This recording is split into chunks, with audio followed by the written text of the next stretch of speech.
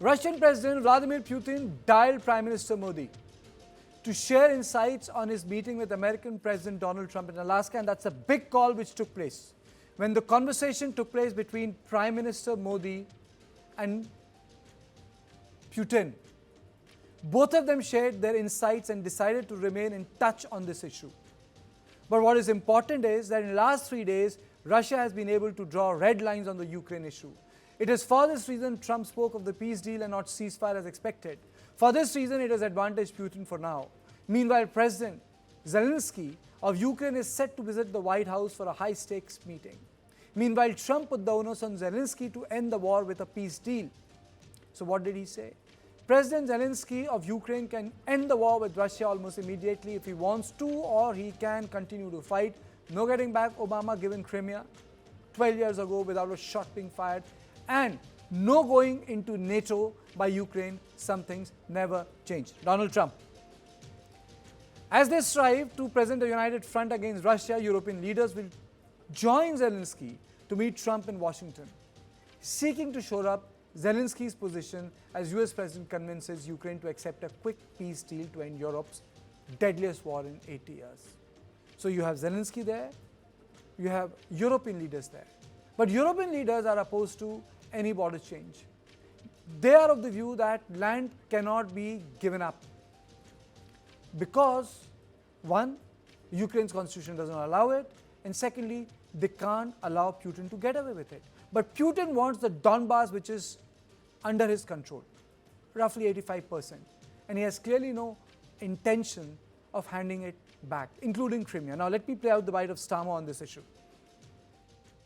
This war in Ukraine has been going on a really long time now. I mean, 3+ years.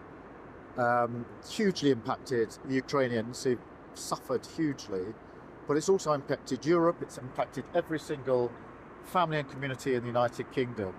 And so everybody wants it to end, not least the Ukrainians. But we've got to get this right.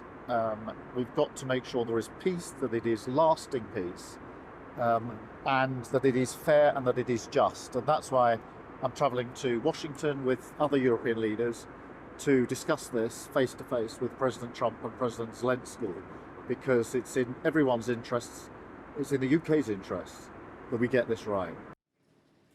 However, Ukrainian president said, and let me read his tweet, not like it was years ago when Ukraine was forced to give up Crimea and part of our east, part of Donbars, and Putin simply used it as a springboard for a new attack, or when Ukraine was given so-called security guarantees in 1994, but they didn't work.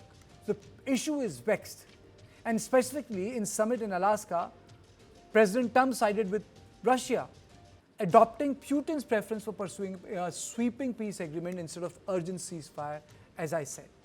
On this issue, I'm joined by Professor Scott Lucas. Thank you so much, sir, for joining me. So there are two questions. Are we going to see Zelensky in coat and tie and not military fatigues this time? Is he going to make that concession to Trump, sir? I suspect he'll be wearing a nice suit, even though that's not the most important issue for today. So perhaps we should take on the more important questions. Okay, but then Trump made a big bone about it. That is why I've asked it, you know. Yeah. Okay, let me expand on this then, because let's compare what happened in February when the Vice President J.D. Vance and then Trump ambushed Zelensky.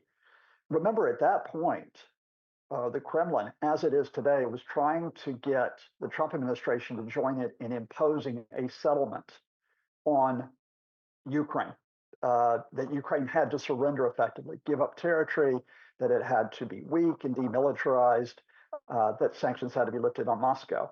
Of course, the vision of that was in the Oval Office when, after Vance and Trump went after Zelensky, a pro-Trump reporter said he didn't respect the president. He wasn't wearing a suit.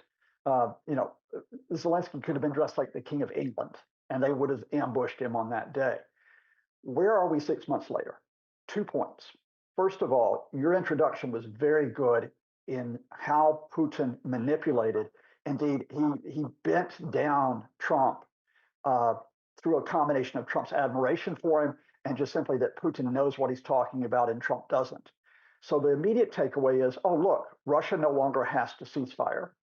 Russia doesn't have to fear toughened sanctions from the US, which also would have extended to India. And Russia can demand not only the territory it holds in eastern Ukraine, but demand territory that Ukraine has. That's all quite negative for Ukraine, but there's a glimmer here for Zelensky and the Europeans because they knew this might happen. It's not just that you can play Trump like a yo-yo if you're the last person to talk to him. Zelensky and the Europeans are going to go to Trump with a proposal, which is more detailed than what the Russians did.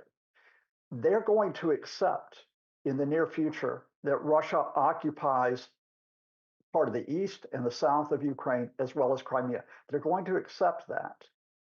Now, they're not going to formally recognize that. So in other words, this isn't going to be that these areas become part of Russia legally, but they'll recognize the occupation and they will insist that there is no more territory given to Russia. Now, what does Ukraine get in exchange? The two words that are circulating, not just from the Europeans, but from the Americans, are security guarantees. Steve Witkoff, Trump's pro-Kremlin envoy to Russia, actually said yesterday there can be NATO-like guarantees. Now, what does that mean? Ukraine cannot join NATO, but it can get the equivalent of what is called an Article 5 guarantee that if Ukraine is attacked again by the Russians, then the US and Europeans will come to its defense. What we're looking at is a rough parallel to West Germany and East Germany in the Cold War. Remember that East Germany was in the Soviet sphere of influence for 40 years? But West Germany, meanwhile, was able to develop economically and militarily as part of Europe. And that's what Ukraine is looking to do while conceding that it will not be in control of part of its territory in the near future.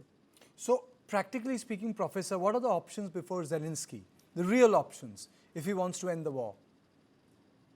Oh, I think I've just laid it out here. And Zelensky's actually laid it out if you read him carefully. And that is the option is you go in not only by yourself, but with, let me count them now, 7 European leaders today. And you say to Donald Trump, you flatter him, you cajole him, here's the deal you can have, which is we will have a deal on the freezing of the front lines.